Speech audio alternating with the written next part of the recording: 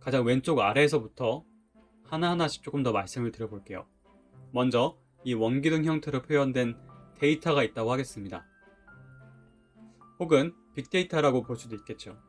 이 데이터 중에서 우리가 타겟으로 잡은 데이터가 셀렉션을 통해서 정해집니다. 데이터 셀렉션을 통해서 타겟 데이터가 정해지죠. 그러고 나서 이 타겟 데이터에서 어떤 우리가 필요로 하는 형태의 데이터만을 걸러낼 필요가 있습니다. 그것을 이제 사실 신호 처리 쪽에서는 필터링이라는 말로도 많이 쓰게 되고, 필요한 부분만 남기고 나머지는 드러낸다라는 뜻에서 truncated라고 표현할 때도 있습니다. 즉 그런 다양한 어떤 전 처리 과정을 거친 것이, 그러면 이제 전 처리된 데이터가 있게 되고, 이 데이터를 우리 기계가 이해할 수 있는 그런 형태의 데이터로 트랜스포메이션 해줘야 됩니다. 변환해 준 거죠. 그래서 변환된 데이터, 이것이 머신러닝, 패턴 레커그니션을 할 때에 입력이 될 것입니다. 즉 머신러닝 기계가 이해할 수 있는 형태의 데이터를 마련하는 것, 이것이 데이터 마이닝입니다. 그래서 이 앞에 단을, 즉 데이터를 선택하고 이 타겟 데이터를 전 처리하고 이것을 다시 변환하는 과정까지를 데이터 큐레이션이라고 부르는 경우도 있더라고요.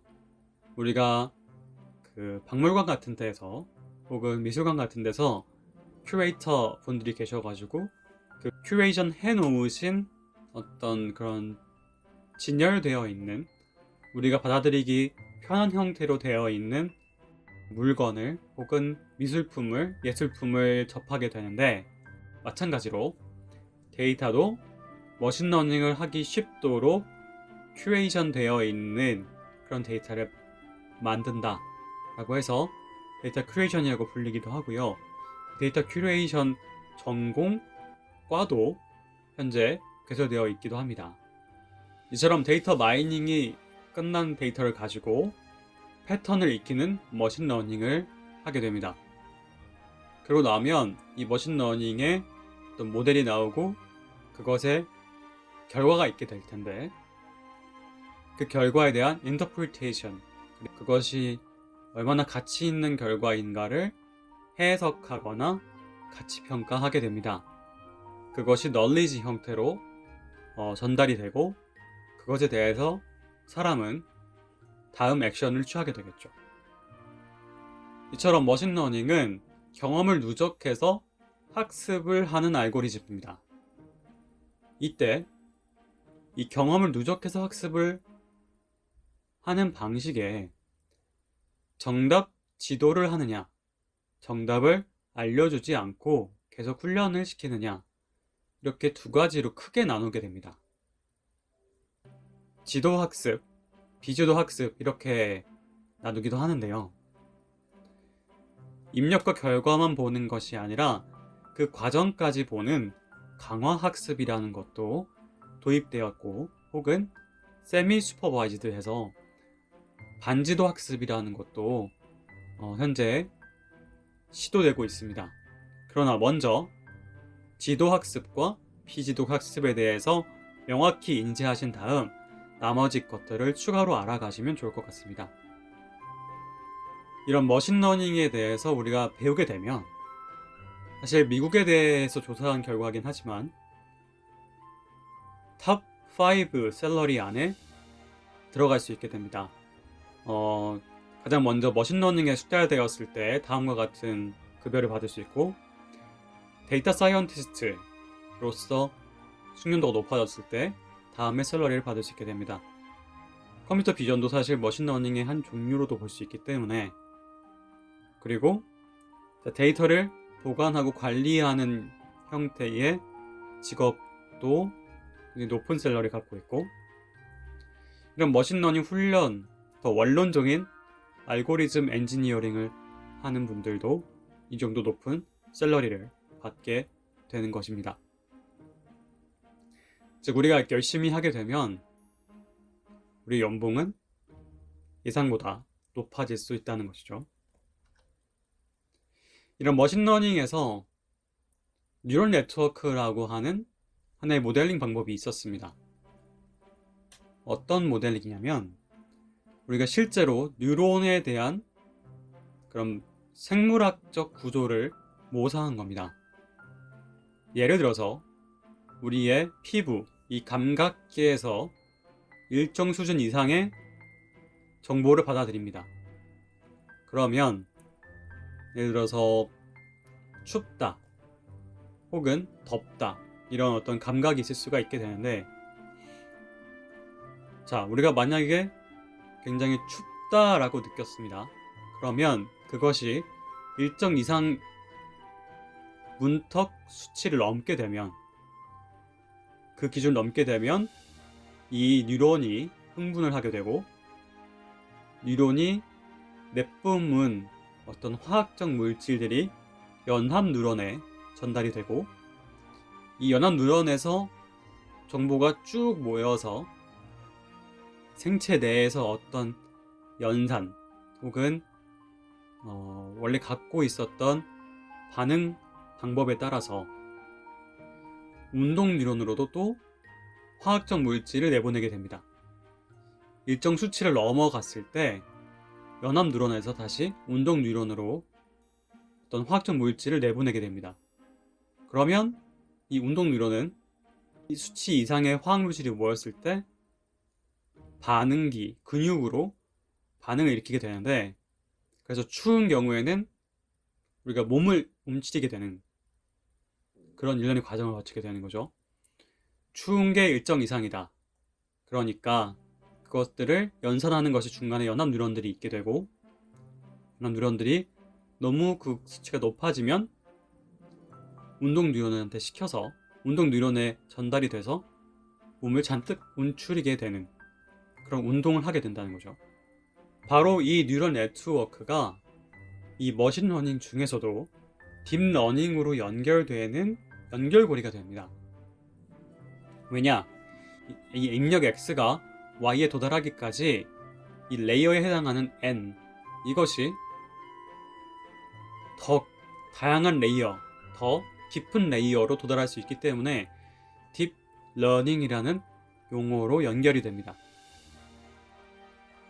실제로 최초의 딥러닝은 딥뉴럴 네트워크라고 하는 형태로 되는데, 그래서 그 딥러닝을 제외한 머신러닝들을 최근에는 이제 샬로우라고 부르게 되고, 얇은 뉴럴 네트워크 같은 경우에 판단 결과가 그렇게 좋지 않았지만 2층을 점점 깊게 하고 그러고 싶었던 거죠. 과거에는 사실 컴퓨터가 그만큼 받쳐주지 못했기 때문에 과거에 계산량이 많아져서 어려운 일이었으나, 하드웨어나 알고리즘의 개선으로 높은 성능을 달성하게 되고, 그래서 각광을 받게 됩니다. 아타리 게임들을 했던 구글의 딥마인드, 그 회사가 우리 이세돌 구단에게 도전을 했었고, 알파고가 이세돌 구단을 큰 스코어 차로 앞서게 됐었죠. 그것이 지금의 이런 각광, 이런 어떤 데이터 붐을 일으키게 된 거죠. 그런 것처럼 사진 내 객체 인식, 즉 이미지에 대한 인식, 번역, 즉 언어 처리 등 우리가 유용하게 쓸 수 있는 다양한 기능적인 부분에서 탁월한 성능을 보였습니다. 첫 번째 예로 이제 이미지 인식인데요. 되게 많은 연구자들이 노력을 하셔서 이미지 넷이라고 하는 1000가지의 이 오브젝트, 클래스를 나누게 되는, 혹은 카테고리에 대해서 나눠주게 되는 그런 이미지들 모음입니다. 근데 이 이미지가 100만 개 정도가 모였다는 것입니다. 그리고 그 중에 10만 개 정도를 테스트할 수 있는 그런 조금 많은 양의 데이터를 준비해 놓고 그것에 대해서 경진을 하게 되는 거죠.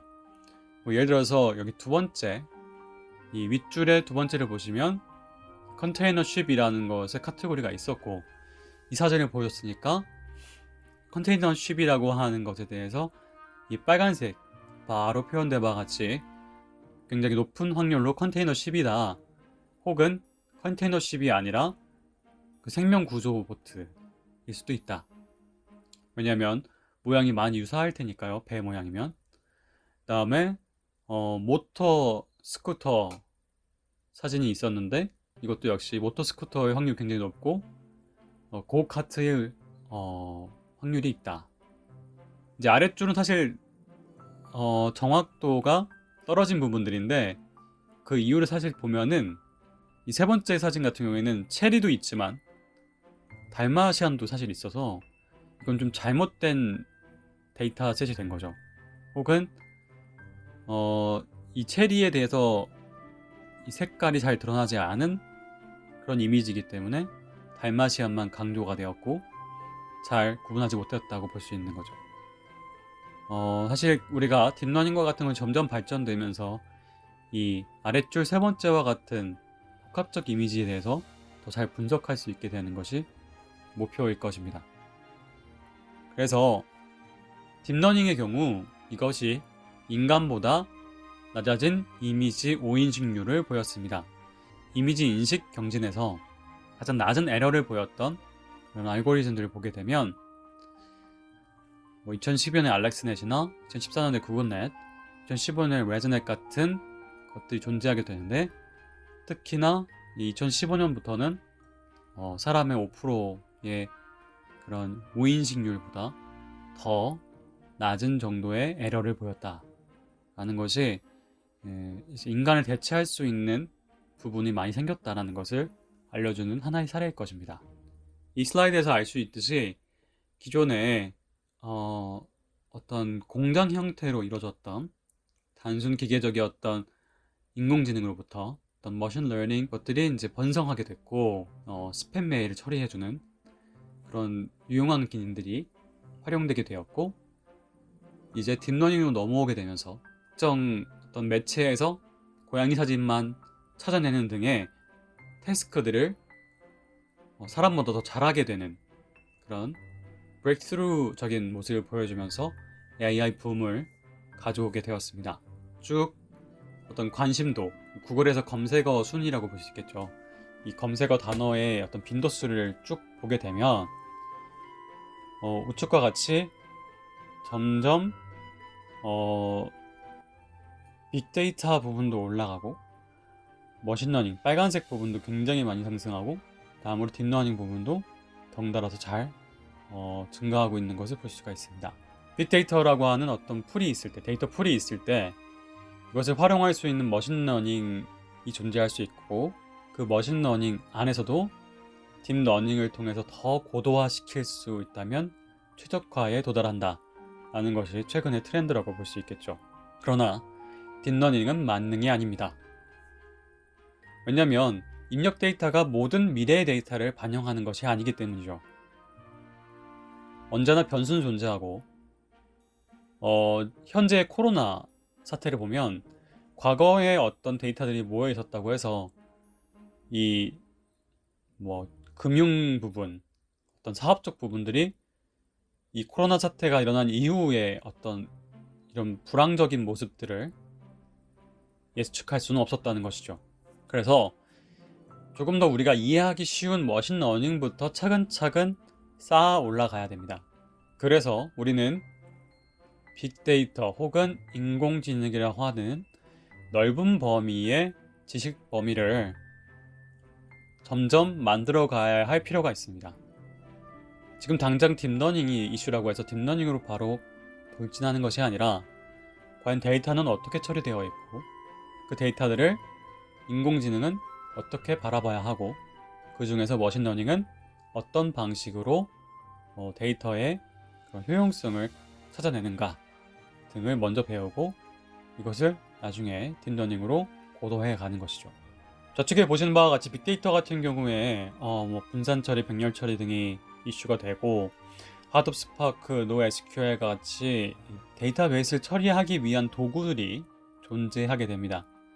여기서 처리된 데이터를 가지고 우리는 패턴 리커그션 혹은 머신러닝으로 위와 같은 데이터 마이닝이나 컴퓨터 비전이나 NLP, 자연어 처리 등을 인공지능으로 해낼 수 있게 되는 것이죠.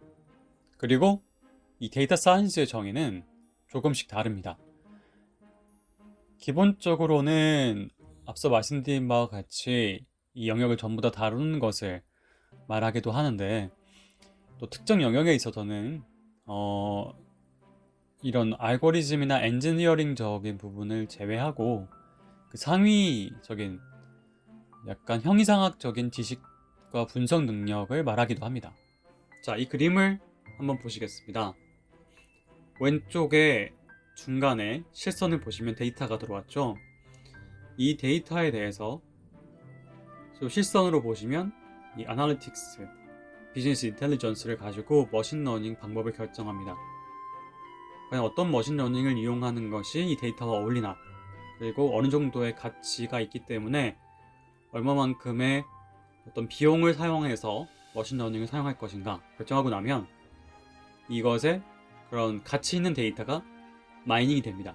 마이닝된 데이터를 가지고 머신러닝에 다시 적용하게 되고 결국 이 루프를 통해서 최적화에 도달하게 되는데, 다시 아날리틱스, 분석과 비즈니스 인텔리전스, 어떤 사업적인 그런 지식을 이용해서 조금 더 가치 효용적으로 바꾸게 되죠. 이 facilitate가 무엇을 가능하게 한다, 용이하게 한다라는 뜻인데, 그래서 컴퓨터 비전과 자연어 처리, 생성 모델 등을 만들 수 있게 된다라는 것입니다. 여기서 이 생성 모델이라는 것은 간략히 말씀드리고 넘어가면 우리가 사람이 아니라 합성으로 만들어진 가상의 아나운서, 이 가상의 아나운서가 이 방송을 대체한다라는 뉴스를 보신 바가 있을 겁니다.